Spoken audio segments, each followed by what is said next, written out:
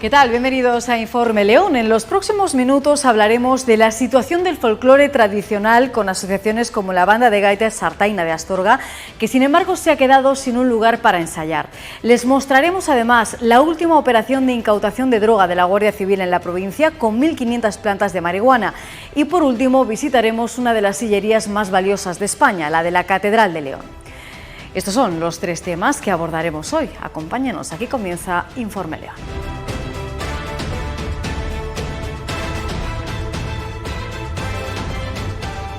Nacieron hace 23 años con el objetivo de revalorizar el folclore tradicional y en este tiempo han formado a varios centenares de alumnos en gaita, tambor, acordeón, castañuelas. Sin embargo, la Asociación Cultural Sartaina de Astorga se encuentra ahora en una delicada situación. El ayuntamiento le ha negado la posibilidad de tener un espacio para ensayar. Sin embargo, los miembros de Sartaina están dispuestos a luchar para que Astorga no pierda su escuela de música tradicional.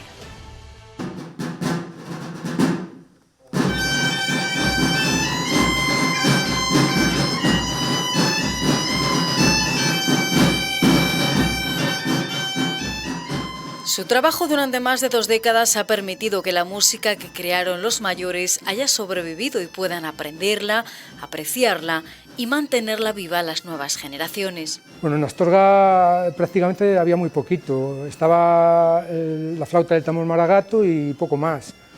Y entonces al empezar ahí nosotros con la banda de gaitas, empezaron a salir gaiteros y ahora casi todos los gaiteros que hay por la zona descienden de Sartaina. Una asociación sin ánimo de lucro que desde 1997 ha llevado el nombre de Astorga como emblema y el sonido de sus gaitas en multitud de rincones nacionales e internacionales, con su llamativo chaleco amarillo tipo maragato y las polainas negras. Astorga ha sido tradicionalmente mucho de música, no creo que a mucha gente le estorbe, desde luego. Cada vez que salimos a tocar, pues sentimos el cariño de la gente, a la gente le encanta, o sea que no entiendo yo el que a la gente le moleste. Fueron los pioneros en crear una banda de gaitas en Astorga cuando no existía tradición de gaita. Yo empecé tocando la gaita, de hecho, y no el tambor, y después me cambié al tambor porque me gustaba más, pero sí, yo me metí porque me dijo mi padre, voy a apuntarme a clase de gaita, ¿te quieres apuntar tú? Y dije, vale, venga, perfecto. Y me gustó. Los fundadores de Sartaina comenzaron a impartir clases y hace 3 años crearon su propia escuela de música tradicional Valle de Sartaina. El mayor logro es el poder impartir clases y porque de esas clases Sartaina tiene cantera, lógicamente. Si no hay clases de gaita, Sartaina se queda sin gaiteros. Siempre, desde que empezamos, siempre hemos dado talleres y clases de gaita, porque si no, ¿cómo aprendía la gente? Lo que pasa es que hace 3 años se formalizó un poco la situación y se creó la escuela MT Valle de Sartaina. Percusión, tambor, pandereta, gaita, castañuelas, acordeón, flauta maragata o tamboril y dulzaina. Formación por la que han pasado decenas de alumnos en este tiempo. Pequeños pues hay desde 8 o 9 años hasta... Hay una pandilla allí grande de 15 a 24 que esos van a dar guerra porque tienen muchas ganas de tocar. Hay gente que aprende con 4 meses y otros que están 3 años, pero es insistir y tener muchas ganas de tocar y que te guste el instrumento. Siempre me ha gustado lo que es la música, a mí siempre me ha encantado y bueno, tuve la oportunidad de entrar en el grupo, yo soy de percusión. Por la asociación yo creo que han pasado sobre 150, lo que pasa es que ahora al crear la escuela y al ser asociados también, pues está todavía manteniéndose ese número. En los últimos años impartían las clases y realizaban los ensayos en la Escuela de Música de Astorga. Un convenio en 2019 en colaboración con el Ayuntamiento consolidaba aún más la trayectoria de una asociación que protege las músicas leonesas y que implica más de 100 familias. La música tradicional tiene un auge muy importante en Astorga. Aparte de la gaita, también en la escuela tocamos la flauta del tambor maragato, la dulzaina, el acordeón. Y entonces la música tradicional tiene ahí su fondo, ¿vale?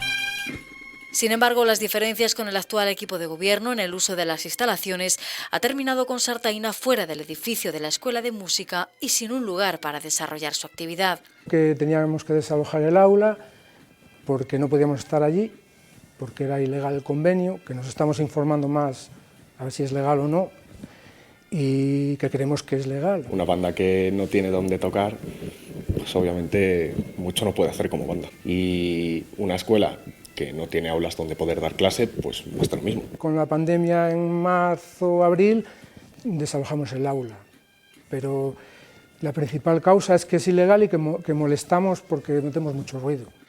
Con la pandemia, en marzo se suspendieron las clases y tras el final del estado de alarma y el verano ya no pudieron regresar al espacio que tenían de ensayo. Lo tenemos todo parado porque no podemos ensayar, porque no se pueden dar clases. Claro, ahora mismo nos supone todo, el estar parados del todo. Supuestas quejas del resto de usuarios de la Escuela de Música, el AMPA, la caducidad del convenio o la imposibilidad de encontrar otro lugar por parte del consistorio sobrevuelan una situación que impide a este grupo seguir impartiendo las clases a los alumnos de gaita o tambor. El Ayuntamiento de Astorga en todo momento ha estado y está abierto a buscar soluciones. El tema es que no es un asunto tan fácil, para otras asociaciones es muy sencillo, porque es simplemente un local en el que hacen su actividad. En este caso, aparte de un local para la banda de gaitas Sartaina, estamos hablando de un espacio para una escuela de música tradicional, que por cierto, tengo que decir que hay mucha gente en Astorga que la ha descubierto a raíz de esta polémica, una polémica estéril, entiendo yo, que se ha creado. Que está en un segundo plano para todos. Como que bueno, pues es cosa de los mayores y si es algo que han seguido, lo han mamado, bien, pero si no, como que la gente no está dispuesta a aprender, aunque nosotros en la escuela cada vez tenemos más alumnos y les gusta. En el convenio queda bien especificado que, a no ser que se ponga por escrito y estén de acuerdo las dos partes, el convenio se prorroga un año, que técnicamente el convenio había acabado en abril de este año, pero no se ha comunicado por escrito, no se ha consensuado con la Asociación Sartaina, entonces el convenio se prorrogó hasta abril del año que viene. En la Escuela Municipal de Música no hay posibilidad de hacer esa actividad porque es incompatible en los horarios, coinciden plenamente. De hecho, se me había comentado desde el centro y desde el AMPA que por favor intentase buscar una solución para que no estuviesen allí. Como solución inmediata les han dejado esta sala en la localidad de Celada de la Vega, pero seguirán luchando por un espacio digno para Sartaina. Siempre habrá alguna solución, desde que nos lo dijeron siempre habrá alguna solución, algún sitio que nos pueda dejar el ayuntamiento. Que es que nosotros tampoco pedimos tanto, o sea, solo queremos un sitio donde ensayar. Es un poco como que somos de segunda, siempre nos andan moviendo de un lado para otro, no, es que ahora tenéis que dejar este local, es que ahora no sé qué, es que ahora no sé cuántos, y ahora ya pues el acabose.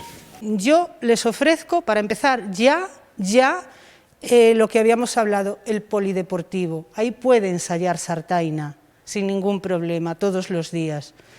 El problema es la escuela de música tradicional, porque ellos plantean unos requisitos que en estos momentos el ayuntamiento no puede ofrecer en este momento, pero estamos buscando solución.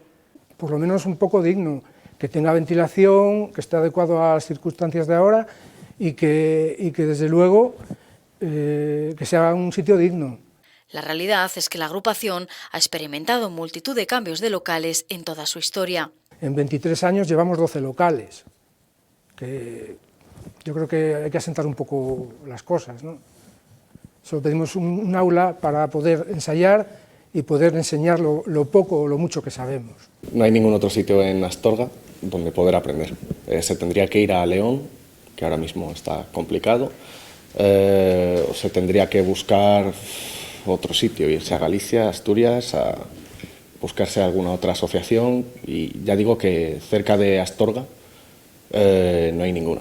Están en León y en sitios que a lo mejor para un niño es más difícil moverse hasta allí, ¿no? en este ayuntamiento, esté la corporación que esté, siempre se les ha apreciado, como a cualquier otra asociación, y se les ha intentado ayudar en lo posible, lo mismo que ellos han colaborado siempre con el ayuntamiento. Ahora nosotros tenemos bastantes, pero claro, porque estamos en Astorga y porque la gente puede moverse. Si hay clases en los pueblos de La Cabrera, por ejemplo, a ver, en los pueblos cada vez hay menos niños. En este plazo muy corto, de esta exigencia que están planteando tan para ahora, el ayuntamiento ya no tiene un local que ofrecerles. Se ha hablado con todo tipo de asociaciones, se ha buscado solución, no lo tenemos.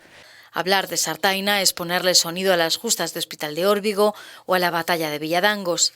Por eso temen que ahora este desalojo afecte a la supervivencia de la agrupación. Este año no ha habido justas medievales, no ha habido astures, no ha habido prácticamente ninguna salida. De 60 que hicimos el año pasado a una o ninguna este año, entonces hay muchas ganas de tocar. Los acontecimientos grandes, pues tipo justas, tipo pues en Villadangos la batalla de Villadangos o en Asturias cuando hemos tocado, pues esas cosas gustan, pero es igual porque ir a las fiestas de los pueblos, ver a la gente bailar con tu música, la verdad que es que no tiene precio. La escuela se financia a través de la banda y de las cuotas de los asociados. Entonces, si no hay conciertos, ni talleres de gaita, ni de nada, no hay ingresos. Entonces, no es factible alquilar nada ni nada. Disolución no habría, porque buscaríamos otro sitio que no fuera en la ciudad. ¿Que habría menos asociados? Bueno, pues probablemente sí, pero no terminarían con ello. En nuestra voluntad está seguir buscando ese espacio que a ellos también les parezca adecuado. Pero yo creo que se solucionará, de una forma u otra se solucionará. Confían en que haya entendimiento con el ayuntamiento para encontrar una solución más pronto que tarde y seguir trabajando para mantener la tradición musical maragata.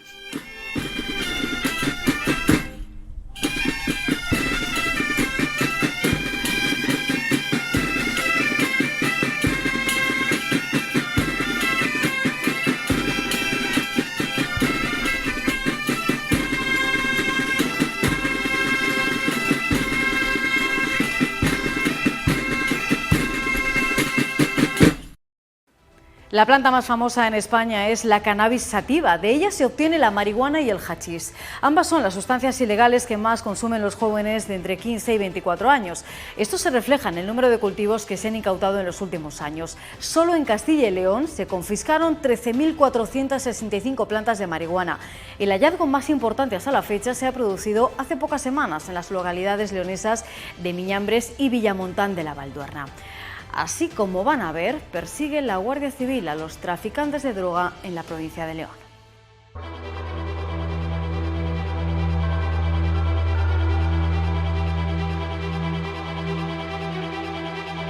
El estado de alarma y el confinamiento influyeron en el narcotráfico, lo que provocó un desabastecimiento en los mercados de la droga más importantes de España. Sin embargo, la marihuana ha permanecido al margen de la situación. Lo que ha sido el momento per se del confinamiento, del estado de alarma, no se han detectado más que en otros momentos, pero a posteriori sí. ¿Por qué ha sido a posteriori? Porque durante el confinamiento se ha estado más centrado en las labores de prevención del COVID que a lo mejor en otras modalidades delictivas. ¿Qué pasa? Que a posteriori se han vuelto a activar todas las investigaciones que llevaba la unidad y sí se han detectado muchas más plantaciones que antes. Hace 5 años, los cuerpos y fuerzas de seguridad del Estado confiscaron 3.564 plantas de marihuana en Castilla y León. En 2019, la cifra aumentó hasta las 13.465, un incremento superior a la media nacional. Al menos en nuestra demarcación es mucho más habitual que otros tráficos. Primero porque el consumo está más extendido, con lo cual hay más demanda y al haber más demanda tiene que haber más producción. Y segundo porque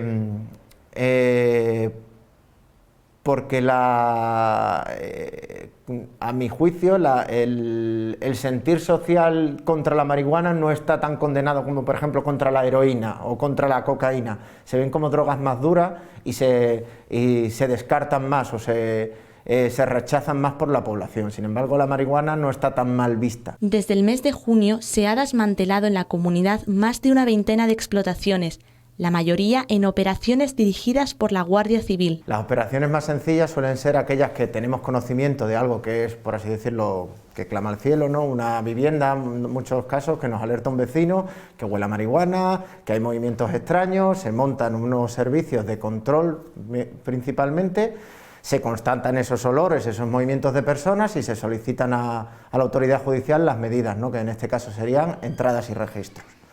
Y ya se recogería la sustancia y se detendría a los autores. En operaciones más complejas, pues ya requiere intervenciones telefónicas, balizar vehículos, dispositivos operativos, seguimientos, controles. Se encuentran sobre todo con cultivos indoor, localizados en segundas viviendas acondicionadas del extrarradio o en urbanizaciones aisladas. Entre 200 y 500 plantas, es lo más común. Y ya le digo, y las pequeñitas la típica persona que en su terraza tiene 10-15 plantas o en el exterior tiene 10-15 plantas. Pero eso es lo más común, lo más habitual. Los casos extraños son las grandes plantaciones. ¿Por qué? Porque requiere mucho personal para la seguridad. Porque si lo tienes en exterior no lo tienes tan controlado como una vivienda. Cualquier persona puede acceder y llevarse unas cuantas plantas. Entonces necesitas mucho personal de seguridad. Pero los narcotraficantes a gran escala han ido trasladando sus plantaciones a naves industriales o invernaderos. Este cambio se debe a los altos ingresos que obtienen. Una explotación de 1 millar de plantas podría dar unos beneficios de más de 350.000 euros. Por otra parte, la menor responsabilidad penal ha provocado que históricos narcos abandonen el tráfico de la cocaína por el de la marihuana. Los grandes cultivos ya son verdaderas organizaciones criminales con muchos componentes en los que los líderes prácticamente ni tocan la droga, lo que hacen es controlar las compras de material, controlar los envíos, controlar los contactos, pero siempre van a tener responsables de cada plantación, que van a dirigir un poco el cultivo, la recogida, el secado. Entonces, lo que le digo, que es una organización, distintos niveles de jerarquía, y para eso se requiere una investigación mucho más profunda y seria. La Guardia Civil de León ha desarticulado la mayor organización criminal dedicada al cultivo y tráfico de marihuana. Se saldó con un total de 8 personas detenidas y se incautaron 1.526 plantas, 5.065 gramos de marihuana, 200 gramos de hachís y cerca de 7.000 euros en efectivo. Tenían totalmente controlado un río entre Miñambres de la Valduerna y Palacios de la Valduerna, toda la orilla del río, para aprovechar el río para el abastecimiento de agua de la plantación.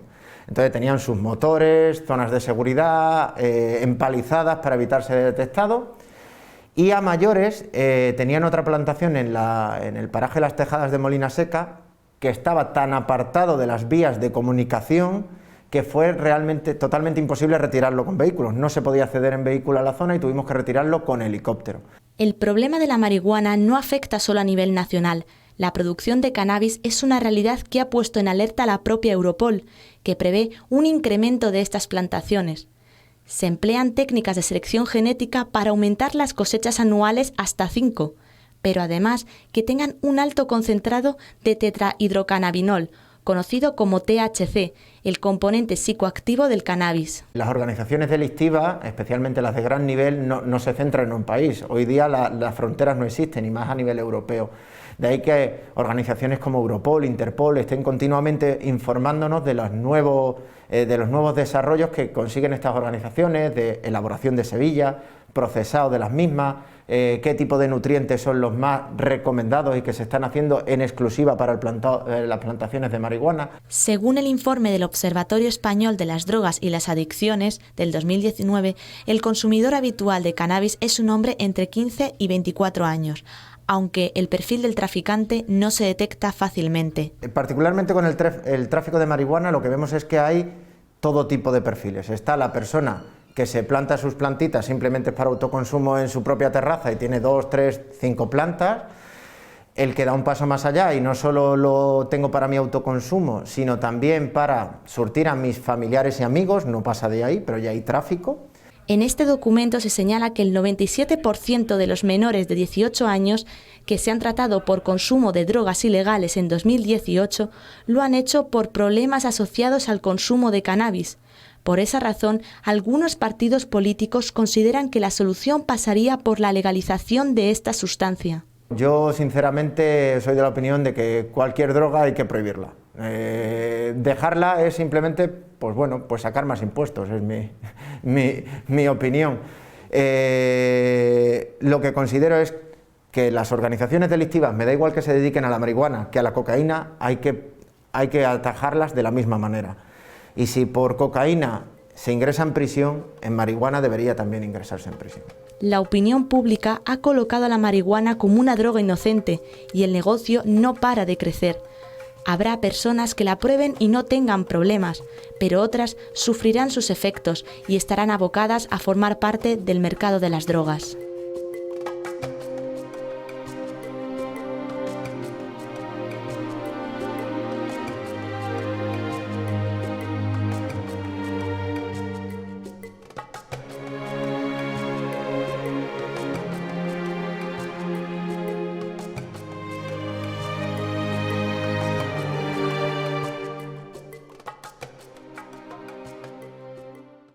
Es una de las sillerías más valiosas de toda España. El coro de la Catedral de León guarda en los 76 sitiales que lo componen un espejo de la sociedad de aquel siglo XV cuando fue creada. En ella se mezcla lo religioso con lo profano, aunque en la actualidad ya no se utiliza por la falta de canónigos.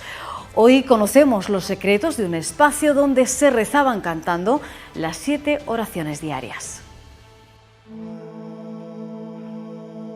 Es una de las más antiguas de España y más bellas. En 1460 el Cabildo encargaba la sillería del coro de la Catedral de León. Empezó a tallarse en 1467 para estar concluida en 1481. Una catedral como esta evidentemente pues requería una sillería que es monumental, como vemos, y que bueno, pues tiene capacidad para 76 estalos, 76 sitiales que tenemos, lo cual nos indica la grandeza que hubo en aquel momento. Sirvió incluso de punto de referencia para las que se construyeron más tarde en otras ciudades del norte de España. Es probablemente por la sillería de aquí del norte más perfecta y más influyente en todas las demás, porque muchos de los obreros que trabajaron aquí, aunque solamente hemos citado 2 nombres, trabajaron más, bueno, pues fueron los que trabajaron en Oviedo, trabajaron en Zamora e incluso ya en el 16 en Astorga. De planta rectangular, con 3 lados y cerrada, con una gran reja característica, era el lugar de los cantos corales, donde clérigos, canónigos o beneficiarios ocupaban cada uno de los 76 sitiales. Coro era el lugar donde los canónigos se situaban para hacer eso que conocemos como el oficio divino o la liturgia de las horas, que es una serie de horas canónicas que a lo largo del día, por precepto, han de cantarse. Una liturgia solemne en un coro con 2 órdenes de asientos y con unas pequeñas escaleras para acceder al segundo plano más alto. No se podía concebir una catedral sin un coro de canónigos. Desde los maitines a medianoche, los laudes antes del amanecer, la prima al amanecer, la tercia allá de las 12 del mediodía, la sexta un poquito antes de la hora de comer, la nona en torno a las 3 de la tarde, 3 horas después las vísperas y unas 3 horas después también y antes de acostarse las completas. Toda esa serie de oraciones al día, 7 que dividen el día en una serie de fragmentos, eran las horas canónicas y corales en las que los canónigos tenían que situarse en la sillería coral para cantar una serie de antífonas, versos, salmos, responsorios, ¿no? Pero es sin duda la minuciosidad del trabajo sobre la madera de roble su gran valor. Elementos como la crestería, las misericordias o las ménsulas. Todo tiene una funcionalidad muy bien estudiada, muy perfecta y además que indica pues, que había una experiencia ya desde las últimas catedrales francesas y belgas ya holandesas cuando se hizo esta de aquí. Yo creo que eso es muy importante. Además de la estética, prevaleció la funcionalidad de un espacio capaz de proyectar el sonido en toda la pulcra leonina. Aquí habría un gran facistol, un gran atril sobre el cual reposarían 3 o 4 libros que conocemos como liber cori, libros de coro o cantorales, unos libros de grandes dimensiones, muchos de ellos de 1 metro de altura por 80 centímetros de anchura, incluso a veces un grosor de unos 20 centímetros, escritos en pergamino, ya sea de cabra, de oveja o de vaca en caso de los de mayor tamaño. En ellos venía inscrita toda esa eucología, todo ese catálogo de oraciones para ser cantados. Es un espacio pues especialmente dedicado al culto musical y a la música, que tiene que ser acompañante también del culto. Gloria in excelsis Deo, et in terra pax hominibus bone voluntatis. Laudamus te, benedicimus te, adoramus te, glorificamus te, gratias agimus tibi, proter magnam gloriam tuam.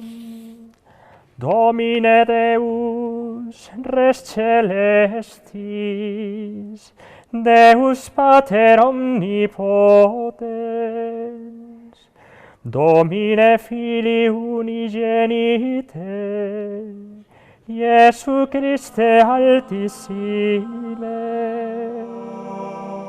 Así la conocemos hoy en día, pero la sillería no siempre estuvo aquí. En la época de Felipe II se intentó traer hacia acá, pidieron permiso, el cabildo pidió permiso al rey, que en aquel momento tenía gran mando sobre el cabildo, y el rey no les autorizó a traerla para aquí.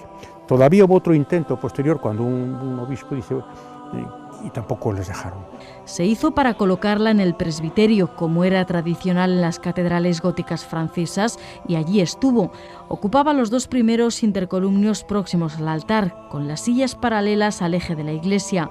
Las 4 primeras de ambos lados se cerraron en escuadra en el siglo XVI, lo que originó la construcción del trascoro, quedando así el espacio de la capilla recogido con mayor intimidad para los actos litúrgicos. Y al construirse ese retablo barroco que se encuentra en los capuchinos, es ya cuando lo trajeron para acá.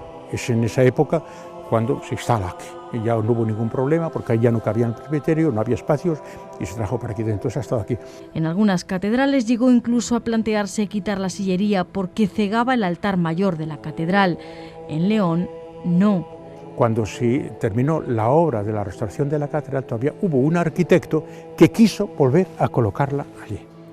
Y ya no se dejó, se ha habido vaivenes, yo creo que está en sitio ideal, se conserva íntegramente. Y bueno, pues es impensable el mensaje de otra cosa. En la actualidad, la puerta del coro se abre tan solo en ocasiones especiales. Se abre en todas las solemnidades, cuando hay bodas, por ejemplo, celebraciones de bodas, cuando se llenan las naves de la iglesia, en los grandes acontecimientos litúrgicos, como suelen ser pues, las festividades, las grandes festividades, en la época de la Semana Santa, en Pascua, etc.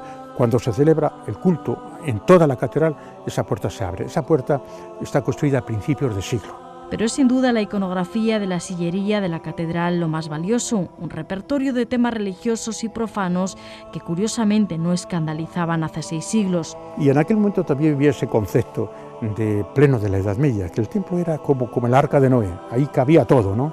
Apóstoles, santos, profetas y reyes conviven con animales, parejas desnudas o saltimbanquis. Respaldos dedicados a la catequesis, al credo de la fe y a la verdad. Figuras del Antiguo Testamento, de la creación del hombre o de la expulsión del paraíso tenían como objetivo mensajes didácticos moralizadores. Fauna, está dedicada a la flora, a lo profano, dicho con otras palabras. Y dentro de lo profano pues, nos encontramos con fuentes de tipo literario, de tipo satírico, de tipo etnográfico. Nobles, monjes con cabeza de simio y con toga. Animales fantásticos, híbridos o mitológicos que representan todo tipo de pecados. Aunque sea la representación de la gula o la representación de otro tipo de vicios, pero era no con un carácter, no sé, de hiriente, era un carácter tolerado y más bien como contraste para decir esto no es lo que se debe de hacer. Y por eso la sillería se convierte en un espejo de la sociedad del momento. Sin embargo, la sillería está ahora en desuso. El coro en sí mismo genera una concha acústica que proyecta mucho mayormente el sonido sobre la catedral, ¿no? Evidentemente responde a necesidades de otra época que no es la actual, no existe ya ese oficio de liturgia de las horas, con lo cual ha pasado a ser un elemento pues, casi puramente ornamental y como reminiscente de otra época, ¿no? apenas se utiliza algunos días solemnes. Ha pasado más bien a ser monumento de catequesis, porque sigue siendo una catequesis perfecta, de estética, de todo lo que queramos, pero ya no se usa, ya está fuera de uso. Imposible con los apenas 10 canónigos que tiene la catedral y porque además debe dedicarse a los cantos litúrgicos. Muy empobrecido, de pasar de 70 y tantos miembros como pudo haber entonces a pasar a 10, estamos en otro momento, estamos en otra época. No vale cualquier canto ni vale cualquier persona, es decir, tiene que ser una persona clérigo, una persona perteneciente a la clerecía y que además tenga aquí la función de rezar cantando. En ocasiones como el Festival de Órgano y otras citas, los coros se colocan fuera o en otra estructura. El coro Samuel Rubio de aquí de la ciudad de León ha hecho alguna representación musical, pues tanto de la Sibila en el tiempo de Navidad como de alguna reflexión musical en torno a la Semana Santa, en la cual hemos cantado incluso yo en alguno de estos sitiales. Pero todavía quedan algunas provincias como Granada o Sevilla donde se mantiene la tradición de cantar las horas canónicas en las sillerías. La característica primigenia y original de la sillería que era un espacio para rezar, pero rezar cantando. Un coro que a pesar de su antigüedad mantiene un buen estado de conservación. Estas imágenes son de la tercera edición de las Edades del Hombre, que después de Valladolid y Burgos acogía a León en 1992 y que estuvo dedicada a la música. Fue con motivo de esa cita cuando se sometió la sillería al último tratamiento de preservación contra problemas en la madera. Tan madura, tan perfectamente tratada, con el conocimiento que tienen aquellos de todos estos relacionados con la madera, que no hay carcoma por ninguna parte. En este momento no era tampoco necesario ese planteamiento como nos ha podido ocurrir con el retablo o con otras cosas, ¿no? Además, la limpieza permitió descubrir muchas de las inscripciones de los sitiales. En algunas de ellas aparece la filatelia con un texto alusivo al elemento más importante histórico del papel que desempeñó la historia de la salvación. Bueno, todo eso no se veía absolutamente nada. Y entonces se le dio un tratamiento periférico y además se limpió. Toda una joya sin la que no se podría concebir la pulcra leonina. Domine Deus agnus Dei, Filius Patris, qui tollis peccata mundi miserere nobis, qui tollis peccata mundi, suscipede precationem nostra, qui sedes ac dexteram Patris miserere nobis, quoniam tu solus sanctus, tu solus Dominus, tu solus altissimus, Iesu Christe, cum Sanctus Spiritu, in gloria Dei Patris. Amen.